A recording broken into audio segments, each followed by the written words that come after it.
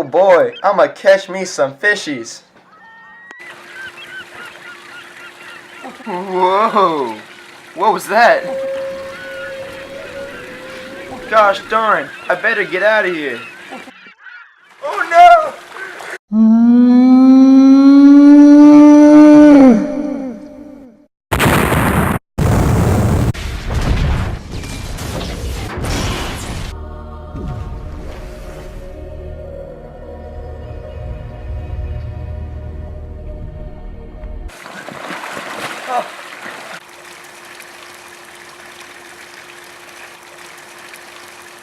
Gee golly, the boat and the shore are parallel. That means the quickest way to get to the shore is by finding the distance between the parallel lines. To make this more relevant to a real math class, let's move the parallel lines. In this equation, we know that line L has a slope of y is equal to 2x plus 1, and line M has an equation of y is equal to 2x minus 3. Since we want our first point for line P to cross line M on the y-axis, we'll make their intersection be at 0, negative 3. With this information, we can calculate that the equation for line P is y equals 1/2 x minus 3. Next, we use systems of equations to solve for x and y. First, we set line L and P equal to each other and solve for x, which ends out being negative 8 over 5. Then, we plug that into the equation for P and solve for y, which ends up being negative 11 over 5. This is the point of intersection between lines L and P. Finally, we plug our two sets of coordinates, 0, negative 3, and negative 8/5, negative 11/5, into the distance formula. After calculations are done, we find that the distance between the two parallel lines is about 1.8 units.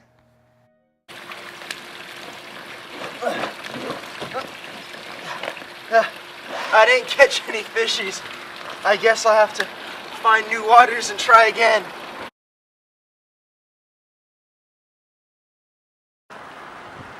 Hi! New waters.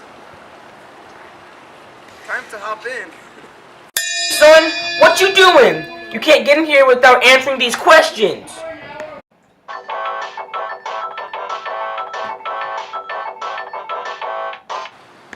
What questions? Yo, son, questions about transversals. Hey, son, what are the angle pair relationships in this picture? As you can see, we have one pair of parallel lines. The third line is called a transversal. Well, let's answer your question now. We'll first start off with interior angles. In this picture, angle 1 and 2 are interior angles.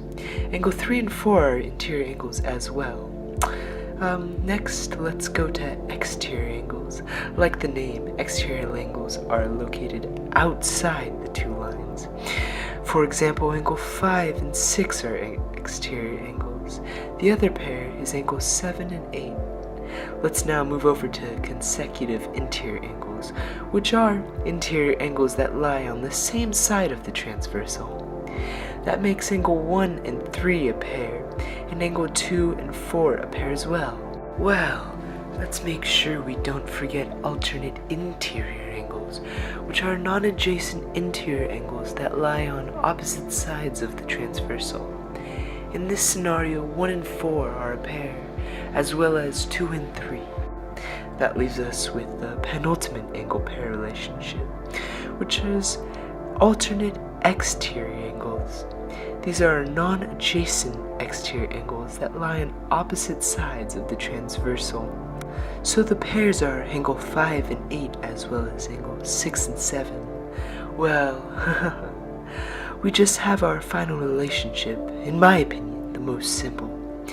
We are talking about corresponding angles, which lie on the same side of the transversal and the same side of, in this case, the parallel lines. Here, there are 4 sets of corresponding angles, so let's start with angles 5 and 3, angles 6 and 4, there's also 1 and 7, and finally 2 and 8. For shizzle. So now that you know the angle pair relationships, Name the theorems that go with the angle pair relationships. Yeah. My golly, that was one oddly worded question, if I do say so myself. Anyways, let's start off with the alternate interior angle theorem. This theorem states that if two parallel lines are cut by a transversal, then each pair of alternate interior angles is congruent. So in our scenario, angle 2 is congruent with angle 3, and same with 1 and 4.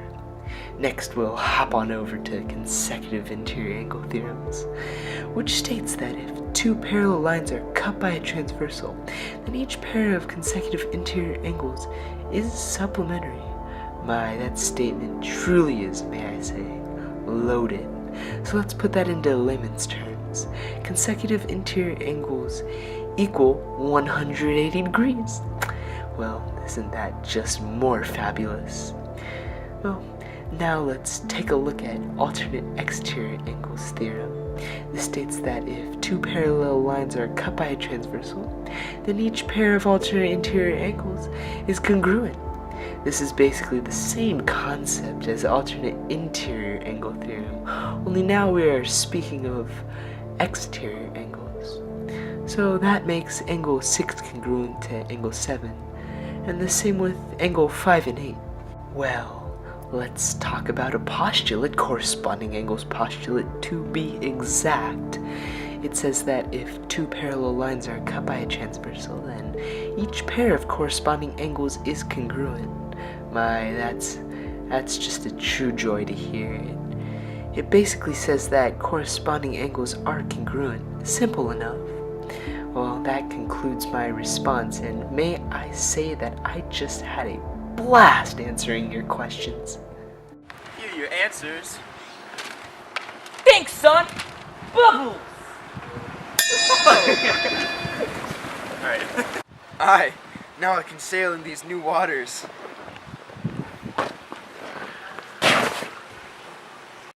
Aye, finally I can start fishing.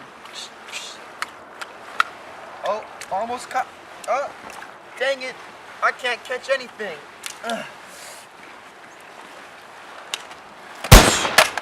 Woo-hoo-hoo-hoo. I caught me a dime.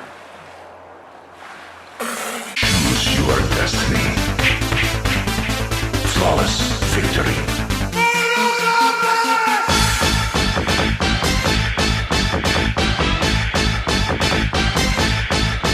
Fight!